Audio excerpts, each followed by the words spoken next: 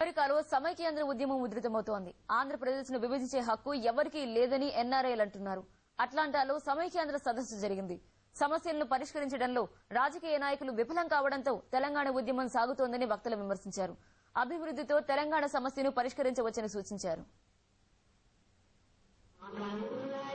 Our goal is first మన Atlanta area ఉన్న తెలుగోళ్ళందరం ఒకటే ఈ సమైక్య ఆంధ్రప్రదేశ్ కోసం what ever we can do to do our part. ఒక ఏకవాక్య తీర్మానం అని చెప్పి దానికి పేరు పెట్టి ఢిల్లీకి పంపించారు. ఏమిటా ఏకవాక్య తీర్మానం? మీరేం చెబితే అది మేము చేస్తాం. అదేం తీర్మానం అండి?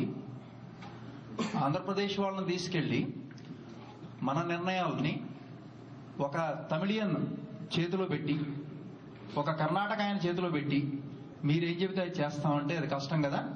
నేను నిజామాబాద్ నుంచి వచ్చాను, తెలంగాణ వాసిని. అండ్ నేను హార్డ్ కోర్ సమైక్యవాదాన్ని. నేను ఈ